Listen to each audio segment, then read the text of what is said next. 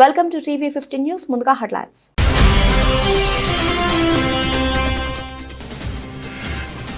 సత్యనాథళ్లను కలిసిన సీఎం రేవంత్ రెడ్డి, మంత్రులు రాష్ట్ర ప్రభుత్వ ప్రాజెక్టులో భాగస్వాములమవుతామని వెల్లడించిన Microsoft chairman CEO.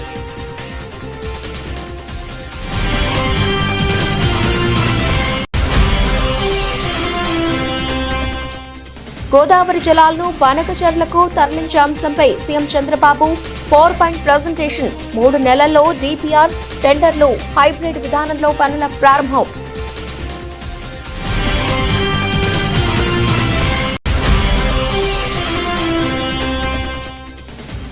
Rajanna Sircilla జిల్లా వ్యాప్తంగా విస్తృతంగా వాహన తనిఖీలు, డ్రంక్ అండ్ డ్రైవ్ తనిఖీలు. డిసెంబర్ 31 సందర్భంగా కట్టుదిట్టమైన చర్యలు చేపట్టామన్న ఎస్పీ అఖిల్ మహాజన్.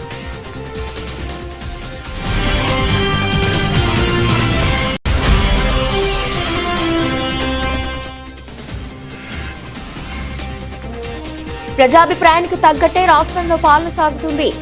ఆర్టీజీఎస్ సమక్షంలో ముఖ్యమంత్రి చంద్రబాబు వెల్లడి.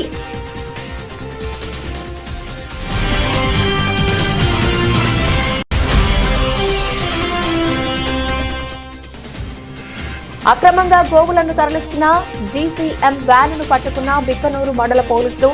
పరారీలో డ్రైవర్లు, ఇతర సిబ్బంది.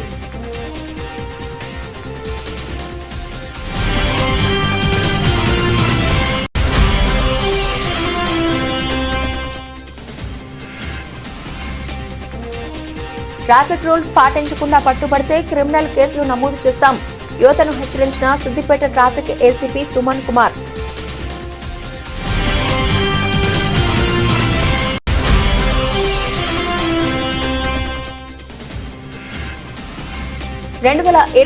ఏడాదిలో చివరి ట్రేడింగ్ రోజు భారీ నష్టాల్లో స్టాక్ మార్కెట్లు.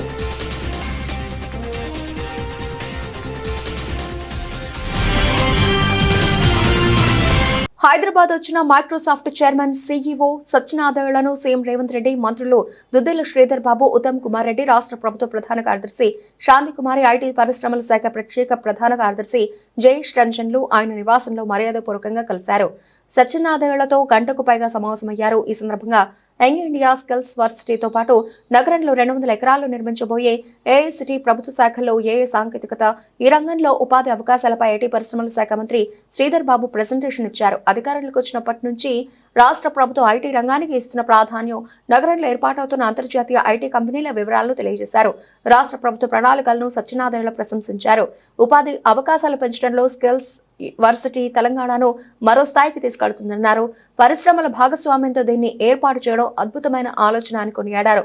స్కిల్స్ వర్సిటీతో పాటు యువత నైపుణ్యాభివృద్ధికి రాష్ట్ర ప్రభుత్వం అమలు చేస్తున్న ప్రతి కార్యక్రమంలో మైక్రోసాఫ్ట్ సహకారం ఉంటుందని సత్యనాథళ్ల సీఎం రేవంత్ రెడ్డికి హామీ ఇచ్చారు. అనంతరం సీఎం రేవంత్ రెడ్డి మాట్లాడుతూ హైదరాబాద్ లో ఏర్పాటైన తొలి సాంకేతిక సంస్థలో మైక్రోసాఫ్ట్ ఒకటని, ప్రస్తుత నగరంలో 10,000 మందికి పైగా ఉపాధి కల్పిస్తోందని అన్నారు. రాష్ట్రంలో 600 మెగావాట్ల సామర్థ్యం కలిగిన డేటా సెంటర్లోనూ మైక్రోసాఫ్ట్ పెట్టుబడి పెట్టిందన్నారు. హైదరాబాద్ తో పాటు తెలంగాణ వ్యాప్తంగా పెట్టుబడులను విస్తరిస్తున్నందుకు సత్యనాథళ్లకు సీఎం కృతజ్ఞతలు తెలిపారు. ఏఐ, జెన్ ఏఐ, క్లౌడ్ రంగాలను ప్రభుత్వం ప్రత్యేకంగా ప్రోత్సహిస్తోందని, దీనికి మైక్రోసాఫ్ట్ సహకరించాలని సీఎం విజ్ఞప్తి చేశారు. గోదావరి జలాలను బనకచెర్లకు తరలించి తెలుగు తల్లికి జలహారతి ఇవ్వడం తన జీవితాశయమని, ఇది పూర్తయితే ఏపీకి గేమ్ చేంజర్ అవుతుందని ముఖ్యమంత్రి చంద్రబాబు నాయుడు అన్నారు. చరిత్ర తిరగరాసే ఈ ప్రాజెక్టు పూర్తయితే రాష్ట్రంలో కరువు అనే మాట వినబడదన్నారు. నదుల అనుసంధానంతో భావితరాలకు నీటి సమస్య ఉండదని చెప్పారు. గోదావరి జలాలను బనకచెర్లకు తరలించే అంశంపై ముఖ్యమంత్రి Chandrababu Naidu power point presentation ఇచ్చారు. ఈ సందర్భంగా సీఎం చంద్రబాబు మాట్లాడుతూ స్వర్ణాంధ్ర విజన్ 2047 డాక్యుమెంట్లో 10 సూత్రాల్లో నీటి భద్రతకు ప్రాధాన్యత ఇచ్చామన్నారు. ఎన్టీఆర్ ముఖ్యమంత్రి అయ్యే వరకు సీమకు నీళ్లివ్వాలనే ఆలోచన ఎవరూ చేయలేదు. నాటి ప్రధాని ఇందిరాగాంధీ సమక్షంలో ఒక ఒప్పందం జరిగిందని, ఆ సందర్భంలో శ్రీశైలం నుంచి తెలుగు గంగ ప్రాజెక్టు ద్వారా తమిళనాడుకు కెనాల్ నీరివ్వడానికి తాను సిద్ధంగా ఉన్నామని అన్నారని గుర్తు చేశారు. తెలుగు గంగ ద్వారా రాయలసీమ, తమిళనాడుకు నీరిచ్చిన మహోన్నత వ్యక్తి ఎన్టీఆర్ అని అన్నారు. ముఖ్యమంత్రి అయ్యే వరకు, తెలుగుదేశం పార్టీ వచ్చే వరకు మాటలతోనే సాగాయి తప్ప ఎప్పుడు కూడా యథార్థంగా నీళ్లు ఇవ్వాలని ఎవరు ఆలోచించిన దాఖలాలు లేవు. First time Telugu Ganga project NT Rama Rao గారు ఆ రోజు నీళ్లు ఇవ్వాలి తమిళనాడుకు అందరూ చెప్పిన తర్వాత 3 రాష్ట్రాల 5 టీఎంసీ నీళ్లు ఇవ్వాలని ఆంధ్ర, కర్ణాటక, అప్పుడు సమైక్యాంధ్ర, మహారాష్ట్ర ముగ్గురు ఇవ్వాలంటే ఇందిరాగాంధీ సమక్షంలో ఒక అగ్రిమెంట్ జరిగింది. ఆ సందర్భంలో ఎన్టీ రామారావు గారు చెప్పింది, శ్రీశైలం నుంచి నీళ్లు ఇవ్వడానికి నేను సిద్ధంగా ఉన్నాను తెలుగు గంగ ద్వారా, అయితే కండిషన్ మాత్రం అండర్ గ్రౌండ్ పైపు కాదు, కెనాల్ ద్వారా నీళ్లు ఇస్తామని. అక్కడి నుంచి రాయలసీమలో ఫస్ట్ టైం తెలుగు గంగ ద్వారా నీళ్లు తీసుకొచ్చిన వ్యక్తి ఎన్టీ రామారావు గారు. ఈరోజు ఏ ప్రాజెక్టులైనా మీరు తీసుకుంటే అటు తెలంగాణ కానీ మిగిలిన రాష్ట్రంలో కానీ 90% ఆఫ్ ది ప్రాజెక్ట్స్ తెలుగుదేశమే స్టార్ట్ చేసాం, తెలుగుదేశం పార్టీనే పూర్తి చేస్తున్నాం. గండికోట కావచ్చు, లేకుంటే సోమశిల కావచ్చు, కందలేరు కావచ్చు. సోమశిల అయితే ఎక్స్పాన్షన్ ఎన్టీ రామారావు గారు పెట్టింది. ఇలాంటి అనేక ప్రాజెక్ట్స్, లిఫ్ట్ ఇరిగేషన్లు కానీ ప్రాజెక్ట్స్ కానీ ఇవన్నీ ఆ రోజు చేశాం. తర్వాత 2014 బైఫర్కేషన్ సమయంలో కాంగ్రెస్ పార్టీ పోలవరాన్ని నేషనల్ ప్రాజెక్టుగా పెట్టడం. అప్పుడు నేను కూడా ఆలోచించిన తర్వాత ఆ రోజు కూడా మీరు చూస్తే మేజర్ డెసిషన్ తీసుకొచ్చాం. 7 మండలాలు తెలంగాణలో ఉండే మండలాల్ని నేను ఎన్నికైన వెంటనే ప్రధానమంత్రి గారికి చెప్పి, ఈ 7 మండలాలు మాకు ఇస్తే తప్ప నేను ప్రమాణ స్వీకారం చేయను, ఇది ఇవ్వకపోతే 2 రాష్ట్రాలు ఉంటాయి, మళ్ళీ పర్మిషన్ అంటే పర్మిషన్ రాదు, సబ్మర్జెన్స్ వస్తుంది, దీంతో ప్రాజెక్టు పూర్తిగా నిర్వీర్యం అయిపోతుంది, పేపర్ మీద ఉంటుందని చెప్పి గట్టిగా చెప్పి, చరిత్రలో మొట్టమొదటిసారిగా మీరు చూస్తే 7 మండలాలకు ఇవ్వడానికి ఒక ఆర్డినెన్స్ తీసుకొచ్చి ప్రెసిడెంట్ ఆఫ్ ఇండియా సంతకం పెట్టిన తర్వాత పార్లమెంటు సమావేశాలు పెట్టారు ఎంపీలు ఇంట్రడ్యూస్ చేయడానికి. అది తెలుగుదేశం పార్టీ చరిత్రలో ఒకసారి చూస్తే, ఆంధ్రప్రదేశ్ చరిత్రలో వివిధ సందర్భాల్లో ఇవన్నీ చేయడం. ఎప్పుడు కూడా ఎన్టీ రామారావు గారు ఈ వాటర్ విషయంలో అన్ని విషయాల్లో కానీ చాలా ముందు చూపుతూ ఆలోచించారు. అదే మరి తెలుగుదేశం తర్వాత నేను కూడా అనేక ప్రాజెక్టులు, వెలుగొండ ప్రాజెక్టు కూడా నేనే ఫౌండేషన్ వేశాను. అలాంటిది ఈరోజు మళ్ళీ నేను వచ్చిన తర్వాత దాన్ని పూర్తి చేసే పరిస్థితికి వస్తున్నాం. వెంగళరాయ సాగర్ దగ్గర నుంచి ఒకటి రెండు కాదు, మద్దు వలస దగ్గర నుంచి ఆల్ ప్రాజెక్ట్స్ అన్నీ కూడా తెలుగుదేశంలో చేశాం. ఉత్తరాంధ్ర ప్రాజెక్ట్స్ అన్నీ, తోటపల్లి నేనే ప్రారంభించాను, మొన్న వస్తే నేనే పూర్తి చేశాను. ఈ విధంగా మొత్తం ప్రాజెక్ట్స్ చేశాం. ఇప్పుడు నా ఆలోచన, ఒకసారి మీరు చూస్తే ఒక ఐడియా వస్తుంది. రాష్ట్రం అంతా కూడా ఫస్ట్ స్లైడ్, ఇక్కడ మీరు చూస్తే ఉత్తరాంధ్ర డిస్ట్రిక్ట్స్లో వాటర్ షార్టేజ్ ఉంది, రెయిన్ఫాల్ ఎక్కువ ఉంటుంది. దానికి కారణం ఇరిగేషన్. డిసెంబర్ 31 సందర్భంగా కట్టుదిట్టమైన చర్యలు చేపట్టామని రాజన్న సిరిసిల్ల జిల్లా ఎస్పీ అఖిల్ మహాజన్ తెలిపారు. జిల్లా వ్యాప్తంగా విస్తృతంగా వాహన తనిఖీలు, డ్రంక్ అండ్ డ్రైవ్ తనిఖీలు చేపట్టారు. అనంతరం మాట్లాడుతూ సిరిసిల్ల, వేములవాడ పట్టణాల్లో ఏర్పాటు చేసిన వాహన డ్రంక్ అండ్ డ్రైవ్ తనిఖీలో పాల్గొని విధి నిర్వహణలో ఉన్న అధికారులకు, సిబ్బందికి 31 డిసెంబర్ వేడుకల్లో తీసుకోవాల్సిన భద్రతా ఏర్పాట్లపై పలు సూచనలు చేశారు.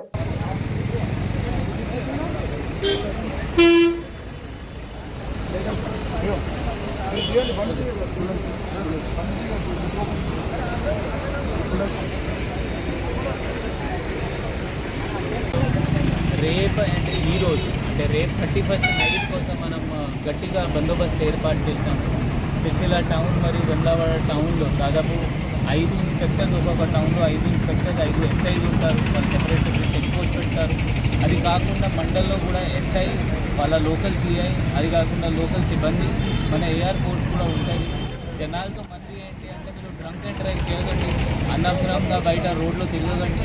ఇది మంచిగా మీరు ఫెస్టివల్ ఎంజాయ్ చేయాల్సింది, బట్ దానికి రోడ్లో ఎంజాయ్ చేయాల్సింది ఏం లేదు. ఆ రోడ్లో కేక్ కటింగ్స్ కూడా అలౌడ్ ఉండదు. డీజేలో కూడా డీజే పెట్టి చేయాలి కూడా అలౌడ్ ఉండదు. మీరు ఇంట్లో ఏమైనా సెలబ్రేట్ చేయాలి అంటే మీరు చేసుకోవచ్చు. అది కాకుండా రోడ్ కేక్ కటింగ్ లేకపోతే రోడ్లో తిరగడం, డ్రంక్ అండ్ డ్రైవ్ చేయడం అది ఏం అలౌడ్ ఉండదు.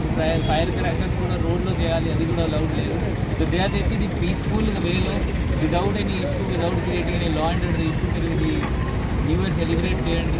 మన పోలీస్ సైడ్ నుండి కూడా మీ అందరికీ ఈ happy new year. Thank you. ప్రజాభిప్రాయానికి పెద్దపీట వేస్తూ రాష్ట్రంలో పాలన కొనసాగించాలని, అధికారులు తమ పనితీరుతో ప్రజల్ని మెప్పించాలని, అప్పుడే ప్రజారంజక పాలన సాకారమవుతుందని ముఖ్యమంత్రి నారా చంద్రబాబు నాయుడు అన్నారు. ప్రభుత్వ పథకాలు, కార్యక్రమాల అమలుపై ఎప్పటికప్పుడు ప్రజాభిప్రాయ సేకరించి అందుకు తగ్గట్టు అధికారులు తమ పనితీరును మెరుగుపరుచుకోవాలని సూచించారు. సోమవారం సచివాలయంలో రియల్ టైం గవర్నెన్స్ పై ముఖ్యమంత్రి నారా చంద్రబాబు నాయుడు సమీక్షించారు. ఇకపై ప్రతి సోమవారం రియల్ టైం గవర్నెన్స్ పై సమీక్ష ఉంటుందన్నారు. ఉచిత ఇసుక విధానం సక్రమ అమలుకు రీచ్ల్లో సీసీ కెమెరాలు, వాహన జీపీఎస్ ద్వారా పర్యవేక్షణ జరగాలని, ఇసుక విధానంపై ఎప్పటికప్పుడు ఐవీఆర్ఎస్ ద్వారా ప్రజల నుంచి అభిప్రాయాన్ని సేకరించాలని ముఖ్యమంత్రి అధికారులకు చెప్పారు. రైతులకు డ్రోన్లు వినియోగం అందుబాటులోకి తెస్తే వారికి సమయంతో పాటు అదనపు ఖర్చు తగ్గుతుందని అన్నారు. ఇక నుంచి టెక్నాలజీ ఇంటిగ్రేషన్ తో పాటు ఆడిట్ కూడా ఉంటుందని ముఖ్యమంత్రి స్పష్టం చేశారు. కొత్త సంవత్సరం నుంచి పాలనలో గేరు మార్చబోతున్నామని, వేగం పెంచుతామని సీఎం చంద్రబాబు అన్నారు. ఈ వేగానికి తగ్గట్టు అధికారులంతా పనిచేయాలని చెప్పారు. హోంమంత్రి వంగలపూడి అనిత అధ్యక్షతన ఏపీ సచివాలయంలో ఇవాళ సమీక్ష సమావేశం జరిగింది. విజయవాడ ఎంపీ కేశినేని శివనాథ్ తో కలిసి హోంమంత్రి సమీక్ష నిర్వహించారు. కేంద్ర ప్రభుత్వం నుంచి ఆంధ్రప్రదేశ్ రాష్ట్రానికి రావాల్సిన బకాయిలు, నిధుల గురించి ఈ సమావేశంలో చర్చించారు. పోలీస్, అగ్నిమాపక సేవలు, జైళ్లు, విపత్తు నిర్వహణ, జిల్లా సైనిక సంక్షేమానికి సంబంధించిన కేంద్ర పథకాల నిధులు రాబట్టడం పైన మాట్లాడారు. టెక్నాలజీ పెరుగుతూ నేర స్వరూపం మార్చుకుంటున్న నేపథ్యంలో పోలీసులకు తగిన శిక్షణ కేంద్రాల ఏర్పాటుపై సమాలోచనలు చేస్తున్నట్లు తెలిపారు. కేంద్ర హోంశాఖకు చెందిన పార్లమెంటరీ కమిటీలో సభ్యుడిగా ఎంపీ కేశినేని శివనాథ్ ఉన్నారు. పోలీస్, ఫైర్ సర్వీస్, జైళ్లు, డిజాస్టర్ మేనేజ్మెంట్, జిల్లా సైనిక వెల్ఫేర్ కి రావాల్సిన పెండింగ్ నిధులపై చర్చించారు. ఈ సమీక్షకు హోంశాఖ ప్రత్యేక కార్యదర్శి IG Vijay Kumar, eagle chief RK Ravikrishna, SP SIB Geetadevi, జైళ్ల శాఖ additional SP Raghu, DG fire Madireddy Pratap, అలాగే విపత్తు నిర్వహణ సంస్థ ఎండీ కూర్మనాథ్, రాష్ట్ర సైనిక్ welfare board director brigadier Reddy తదితరులు హాజరయ్యారు. ట్రాఫిక్ రూల్స్ పాటించకుండా యువత రెండవసారి పట్టుబడితే క్రిమినల్ కేసులు నమోదు చేస్తామని సిద్దిపేట ట్రాఫిక్ ఏసీపీ సుమన్ కుమార్ తెలిపారు. సిద్దిపేట జిల్లా కేంద్రంలోని ట్రాఫిక్ పోలీస్ స్టేషన్ ఆవరణలో శబ్ద కాలుష్యం చేసే 53 బైక్ సైలెన్సర్లను రోడ్ రోలర్తో తొక్కించారు. ఈ సందర్భంగా ట్రాఫిక్ ఏసీపీ మాట్లాడుతూ అధిక శబ్ద కాలుష్యం చేసే సైలెన్సర్లను పెట్టుకుని బైక్లను నడిపితే కఠిన చర్యలు తీసుకుంటామని హెచ్చరించారు.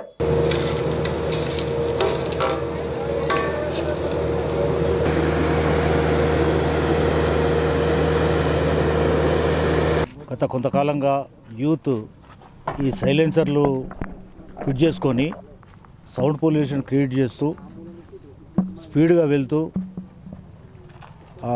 క్రమశిక్షణ రహితంగా తర్వాత ఈ ట్రాఫిక్ రూల్స్ పాటించకుండా వెళ్తున్నటువంటి యూత్పై స్పెషల్ డ్రైవ్ నిర్వహించి 53 సైలెన్సర్లను పట్టుకోవడం జరిగింది.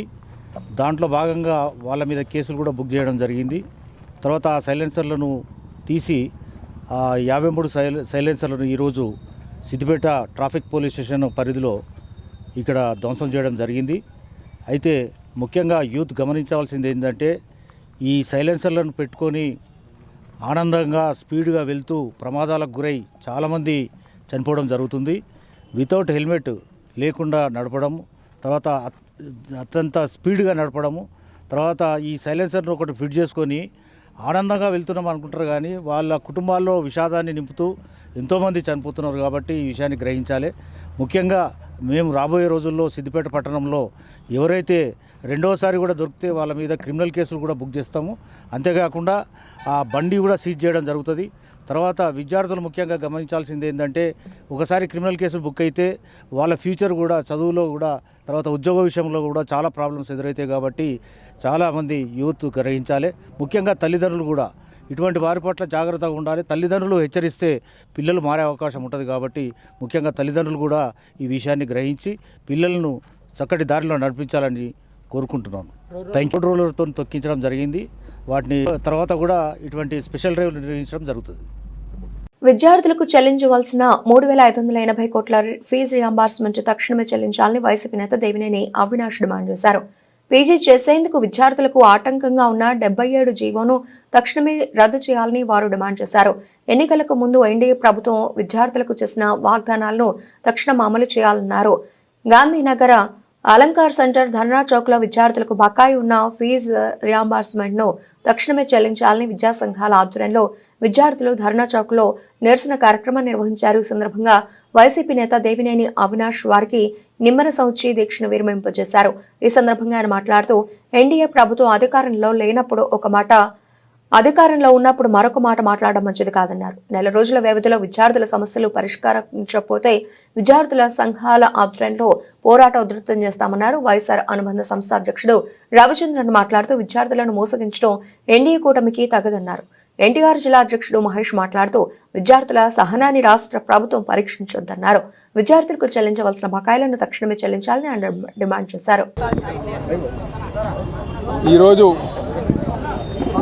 కూటమి ప్రభుత్వం ఆధ్వర్యంలో ఏదైతే ఫీజు రియంబర్స్మెంట్ బకాయిలు చెల్లించకుండా లక్షలాది మంది విద్యార్థులు ఇబ్బంది పడుతున్నారో వాళ్ళకి మద్దతుగా, వాళ్ళకి తోడుగా ఈరోజు విద్యార్థి లోకం వైఎస్ఆర్సీయూ కానివ్వండి, ఏఎస్ఎఫ్ కానివ్వండి, ఒక రాష్ట్ర అధ్యక్షులు, రాష్ట్ర కార్యదర్శులు, రాష్ట్ర నాయకులు అందరూ గారు ఈరోజు విద్యార్థి లోకం అందరూ గారు విద్యార్థులకి అండగా కూటమి ప్రభుత్వానికి వ్యతిరేకంగా ఫీజు రియంబర్స్మెంట్ బకాయిలు వెంటనే చెల్లించాలని చెప్పని ఈరోజు మా అధ్యక్షులు రవిచంద్ర గారు కానివ్వండి, ఏఎస్ఎఫ్ అధ్యక్షులు వారు కానివ్వండి, మా వైఎస్ఆర్సీయూ నాయకులు కానివ్వండి, ఏఎస్ఎఫ్ నాయకులు కానివ్వండి, మిగిలిన విద్యార్థి సంఘాలు అందరితో కలిసి గట్టిగా ఈరోజు నిరాహారదీక్ష కార్యక్రమం చేపట్టడం జరిగింది.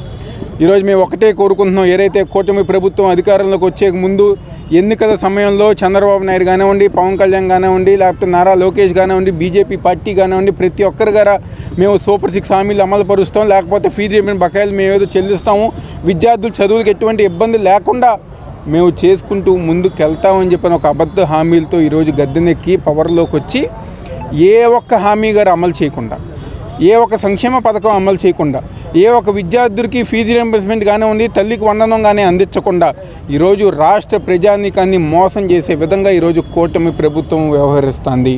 ఈరోజు దాన్ని మేమందరం గారు అన్ని పార్టీలు గారు తీవ్రంగా ఖండించి కలిసికట్టుగా ఐకమత్యంగా కూటమి ప్రభుత్వం పైన పోరాటం చేసి రాబోయే రోజుల్లో ఏ హామీలు అయితే వాళ్ళు అమలు చేశారో, ఏ హామీలు అయితే వాళ్ళు చెప్పారో, ఏ హామీలు అయితే వాళ్ళు ఇచ్చారో అవి అమలు పరిచే విధంగా ఈరోజు మేమందరం గారు కలిసికట్టుగా ముందుకు వెళ్తామని చెప్పని, ప్రజానీకానికి అండగా, ప్రజానీకానికి మద్దతుగా ముందుకు వెళ్తామని చాలా సంతోషం. ఈరోజు విద్యార్థులు అందరూ గారు కలిసికట్టుగా, ఎందుకంటే ఏ ఉద్యమం ప్రారంభించే ఉద్యమంలో విద్యార్థులు కనుక ఆ ఉద్యమంలో తోడైతే తప్పకుండా ఆ ఉద్యమం విజయవంతం అవుతుంది. ఈరోజు ఫీజు రియంబర్స్మెంట్ చెల్లింపులు జరపాలి అని చెప్పని ఈరోజు విద్యార్థులు కొంతగా ఐకమత్యమైంది. తప్పకుండా వీళ్ళ దీక్షకి, వీళ్ళ కార్యక్రమానికి మాజీ ముఖ్యమంత్రి జగన్మోహన్ రెడ్డి గారు, వైఎస్ఆర్సీపీ పార్టీ తరపున మేమందరం సంపూర్ణంగా మద్దతు తెలుపుతూ ఈరోజు ఎంత మంచి కార్యక్రమం ఏర్పాటు చేసిన విద్యార్థులకి మాకు ధన్యవాదాలు. ఆల్ ఫోర్స్ విద్యా సంస్థల ద్వారా ఎంతో మంది పేదలకు విద్యను అందించిన నరేందర్ రెడ్డిని కాంగ్రెస్ పట్టభద్రుల ఎమ్మెల్సీ అభ్యర్థిగా బరిలో నిలపాలని దళిత సంక్షేమ సంఘం రాష్ట్ర అధ్యక్షుడు వంశీకిరణ్ కోరారు. సిద్దిపేట ప్రెస్ క్లబ్ లో నిర్వహించిన మీడియా సమావేశంలో దళిత సంక్షేమ సంఘ నాయకులకు కలిసి ఆయన మాట్లాడారు. రాబోయే పట్టభద్రుల ఉమ్మడి కరీంనగర్, మెదక్, ఆదిలాబాద్, నిజామాబాద్ నియోజకవర్గ కాంగ్రెస్ పార్టీ అభ్యర్థిగా ఆల్ ఫోర్స్ విద్యా సంస్థల చైర్మన్ నరేందర్ రెడ్డికి కాంగ్రెస్ టికెట్ ఇవ్వాలని కోరారు. ఉమ్మడి పట్టభద్రుల ఎమ్మెల్సీకి సంబంధించిన 4 జిల్లాల అభ్యర్థిగా ఆల్ ఫోర్స్ విద్యా సంస్థల అధినేత డాక్టర్ వి నరేందర్ రెడ్డి గారికి సంపూర్ణ మద్దతు దళిత సంక్షేమ సంఘం పక్షాన ప్రకటిస్తూ ఈ ఉమ్మడి 4 జిల్లాల్లో 42 నియోజకవర్గాల్లో తనకు ఓటు వేయాలని ప్రతి ఒక్క పట్టభద్రుని అభ్యర్థిస్తున్నాము. ఎందుకనగా చొప్పదండి నియోజకవర్గంలో ఒక సామాన్య కుటుంబంలో పుట్టి ఆంధ్ర పెట్టుబడిదారులకు ఛాలెంజ్గా ఈ తెలంగాణ రాష్ట్రంలో ఒక చిన్న ట్యూషన్ సెంటర్ను ప్రారంభించి ఒక 54 విద్యా సంస్థలకు అధినేతగా, ఈ తెలంగాణ రాష్ట్రంలో ఇప్పటి వరకు 54 విద్యా సంస్థలకు అధినేతగా ఒకే ఒక వ్యక్తి, అది కూడా ఒక కామన్ ఫీజుతోనే విద్యను అందిస్తూ విద్యార్థులకు సేవ చేస్తూ తెలంగాణ యువతకు వేలాది మంది ఉద్యోగ అవకాశాలు కల్పించిన సందర్భాన్ని గుర్తు చేస్తూ, అదేవిధంగా ప్రత్యేకంగా చాలామంది ఒక విద్యా సంస్థలో చనిపోయిన వ్యక్తులకు కూడా తన ఫిక్స్డ్ డిపాజిట్ చేసి ఇవ్వడం జరిగింది. అదేవిధంగా విద్యార్థులకు కూడా విద్యను అందిస్తూ సామాజిక సేవా కార్యక్రమంలో ముందుంటున్నందుకు ఓన్లీ ఎన్నికల సమయంలోనే కాదు, ఎన్నికలకు ముందు కూడా తన విద్యావేత్త కొనసాగినప్పటి నుంచి కూడా సామాజిక సేవా కార్యక్రమంలో అక్కడ లయన్స్ క్లబ్ జిల్లా అధ్యక్షునిగా కానీ ఇంకా ఇతరాతర సామాజిక కోణానికి సంబంధించిన ఎవరైతే మహానీయులు పూలే అంబేద్కర్, జ్యోతిరావు పూలే, మహాత్మా పెరియర్ రామస్వామి నాయక్, బాబు జగజీవన్ రామ్ గారి కార్యక్రమం హాజరైతే కూడా ఆయన సామాజిక దృక్పథాన్ని నెలకొల్పడం జరిగిన సందర్భాలు చాలా ఉన్నాయి. కనుక తప్పనిసరి పరిస్థితుల్లో ఈ పట్టభద్రులకు సంబంధించిన ఉమ్మడి 4 జిల్లాల్లో రాబోయే రోజుల్లో జరిగే ఎన్నికల్లో ప్రతి పట్టభద్రులకు డాక్టర్ వి నరేందర్ రెడ్డి గారికి మద్దతు ప్రకటించి ఓటేయాలని, అదేవిధంగా తెలంగాణ భారత కమ్యూనిస్టు పార్టీ శతవార్షికోత్సవాల సందర్భంగా రూపొందించిన పాటల సీడీని సిపిఐ పార్టీ కార్యదర్శి రామకృష్ణ ఆవిష్కరించారు. ఈ సందర్భంగా సిపిఐ రాష్ట్ర కార్యదర్శి రామకృష్ణ మాట్లాడుతూ నాటి స్వాతంత్ర పోరాటంలో అనేక ఉద్యమాల్లో కమ్యూనిస్టులే ముందు వరుసలో ఉన్నారన్నారు. స్వాతంత్ర పోరాటంలో కమ్యూనిస్టులు, కాంగ్రెస్, ముస్లిం లీగ్ మాత్రమే ఉన్నాయన్నారు. తెలంగాణ సాయుధ పోరాటంలో కమ్యూనిస్టుల నాయకత్వం వహించారని తెలియజేశారు. బ్రిటిష్ సామ్రాజ్యవాదులకు వ్యతిరేకంగా జరిగిన పోరాటంలో ఎన్నో త్యాగాలు చేశారు. ఇవాళ సగర్వంగా చెప్పగలం, అండమాన్ సెల్యులార్ జైల్లో ఎవరు ఎక్కువ మంది ఉన్నారని లెక్క తీస్తే కమ్యూనిస్టులు ఎక్కువ మందిని అక్కడ పంపారు. అదేవిధంగా దేశవ్యాప్తంగా జరిగిన అన్ని పోరాటాల్లో కమ్యూనిస్టులు ప్రధాన పాత్ర పోషించారు. 1946లో జరిగిన రాయల్ నేవీ తిరుగుబాటుకు ఆ రోజు భారతదేశంలోనే సంచలనం కలిగించే పోరాటము. తుపాకులు చేతబట్టుకొని పై అధికారులపైన తిరుగుబాటు చేశారు అక్కడ నేవీలో పనిచేస్తున్న వాళ్ళు. ఆ సందర్భంగా వారి ఓడలపైన వారు 3 జెండాలు ఎగరేశారు. అందులో భారత కమ్యూనిస్ట్ పార్టీ, భారత జాతీయ కాంగ్రెస్, ముస్లిం లీగ్ జెండాలు ఎగురవేశారు. అంటే ఆవాళ స్వాతంత్ర పోరాటంలో పాల్గొన్న 3 రాజకీయ పార్టీలు సిపిఐ, కాంగ్రెస్, అదేవిధంగా ముస్లిం లీగ్ జెండాలు ఎగురవేశారు. అంతేకాకుండా తెలంగాణ సాయుధ పోరాట కాలంలో భారత కమ్యూనిస్ట్ పార్టీ, ఆంధ్ర మహాసభ, ఎర్రజెండా ఆధ్వర్యంలో జరిగిన పోరాటంలో 4,000 మంది రక్తతర్పణం గావించి 10 లక్షల ఎకరాల భూములు పంపిణీ చేశారు. వేలాది గ్రామాలు విముక్తం చేశారు. నిజాం నవాబు నుండి తెలంగాణను విముక్తి చేయడంలో కమ్యూనిస్ట్ పార్టీ కీలక పాత్ర పోషించింది. అదేవిధంగా కేరళ రాష్ట్రంలోని పున్నప్రవాయలార్లో 560 మంది కామ్రేడ్స్ ఆ పోరాటంలో చనిపోవడం జరిగింది. పశ్చిమ బెంగాల్లోని తేబాగ్ పోరాటంలో కూడా కౌలుదారులందరినీ కూడా సమీకరించి లక్షలాది మందికి ఇవాళ భూములు దక్కాయంటే, దేశవ్యాప్తంగా భూ సంస్కరణ చట్టం అమల్లోకి వచ్చిందంటే కూడా దానికి ప్రధానమైన కారణం భారత కమ్యూనిస్ట్ పార్టీ నడిపిన పోరాటాలే. అదేవిధంగా కోట్లాది మంది కష్టజీవులైన కార్మికుల వర్గ హక్కుల కోసం పోరాడిన పార్టీ భారత కమ్యూనిస్ట్ పార్టీ. ఈ పార్టీ యొక్క శతవార్షికోత్సవ సభలు మన ఆంధ్ర రాష్ట్రంలోని 26 జిల్లాల్లో కూడా ఇవాళ జరుగుతూ ఉన్నాయి. ఈ సంవత్సరం అంతా కూడా ఇవాళ వామపక్ష భావజాలాన్ని, కమ్యూనిస్టు ఉద్యమాన్ని ముందుకు తీసుకోవడానికి ఈ కార్యక్రమాలు చేపట్టాం. ప్రత్యేకించి ఇవాళ ఒక దురదృష్టమైన పరిస్థితి దేశంలో నెలకొని ఉంది. కామారెడ్డి మున్సిపాలిటీకి సంబంధించిన లక్షల విలువైన సామాగ్రిని కొంతమంది ఇంటి దొంగలే అమ్ముకున్నారని నగర కౌన్సిలర్లు కృష్ణమోహన్, ఆనంద్, ప్రవీణ్లు అన్నారు. ఈ సందర్భంగా మాట్లాడుతూ కామారెడ్డి మున్సిపాలిటీకి సంబంధించిన లక్షల రూపాయల విలువైన రాగి, బోర్ మోటార్ వస్తువులు, ఇతర వస్తువులను కొంతమంది అక్రమంగా అమ్ముకున్నారని 11 రోజుల కింద ఫిర్యాదు చేస్తే పట్టించుకోలేదని ఆగ్రహం వ్యక్తం చేశారు. ఇంటి దొంగలను పట్టుకొని అరెస్టు చేసే వరకు ఊరుకోమని హెచ్చరించారు.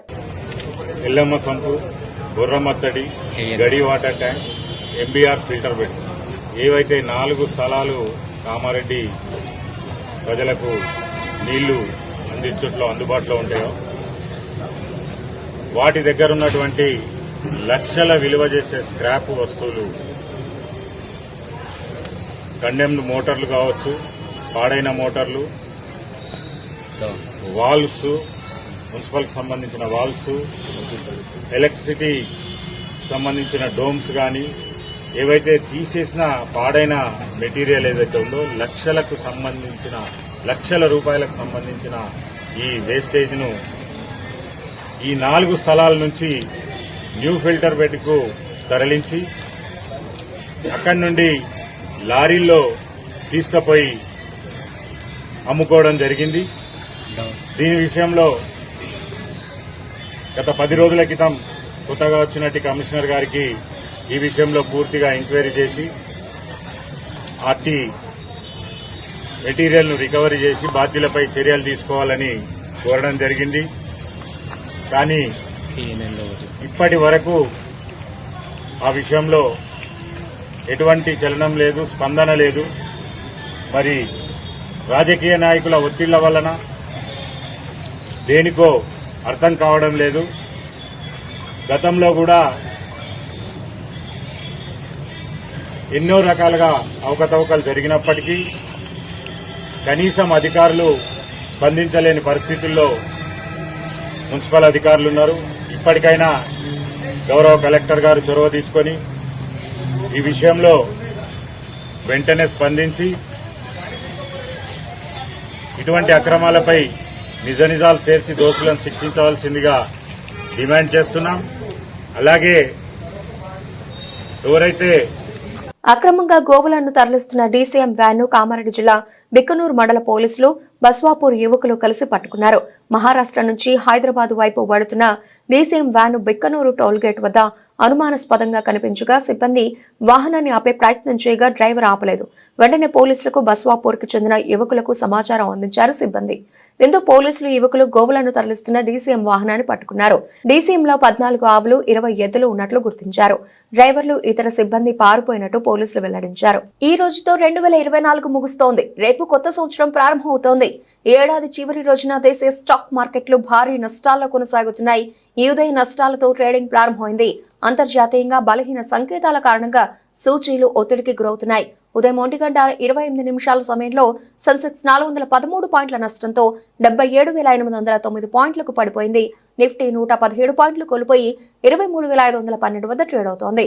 బీఎస్ఈ సెన్సెక్స్ లో Tech Mahindra, TCS, Infosys, Zomato, HCL Technologies, Bharti Airtel, Bajaj Finance, IndusInd Bank, ICICI Bank, Adani Forbes, Bajaj Finserv తదితర కంపెనీలు టాప్ లూజర్లుగా ఉన్నాయి.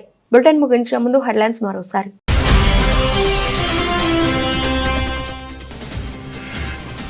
సత్యనాథళ్లను కలిసిన సీఎం రేవంత్ రెడ్డి, మంత్రులు రాష్ట్ర ప్రభుత్వ ప్రాజెక్టులో భాగస్వాములమవుతామని వెల్లడించిన Microsoft chairman CEO.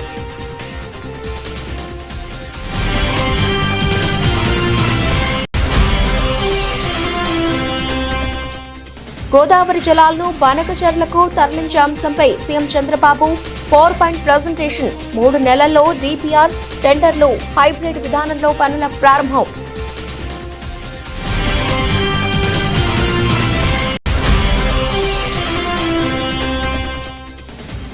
Rajanna Sircilla జిల్లా వ్యాప్తంగా విస్తృతంగా వాహన తనిఖీలు, డ్రంక్ అండ్ డ్రైవ్ తనిఖీలు.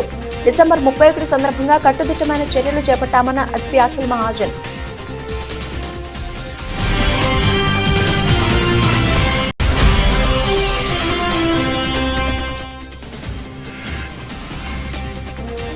ప్రజాభిప్రాయానికి తగ్గట్టే రాష్ట్రంలో పాలన సాగుతుంది. ఆర్టీజీఎస్ సమక్షంలో ముఖ్యమంత్రి చంద్రబాబు వెల్లడి.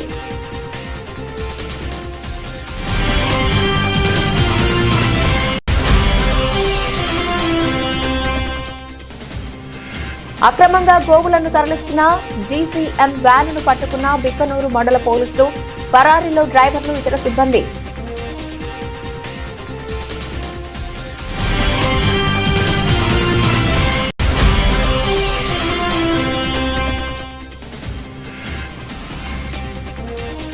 ట్రాఫిక్ రూల్స్ పాటించకుండా పట్టుబడితే క్రిమినల్ కేసులు నమోదు చేస్తాం. యువతను హెచ్చరించిన సిద్దిపేట ట్రాఫిక్ ఏసీపీ సుమన్ కుమార్.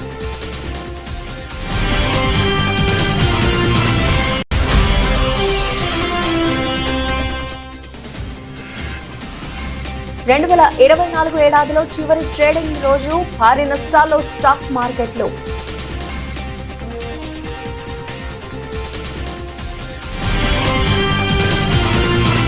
ఇది ఇప్పటివరకు నా బులెటిన్ అప్డేట్స్. మరిన్ని అప్డేట్స్ తో మళ్ళీ కలుద్దాం. అంతవరకు సెలవు. నమస్తే.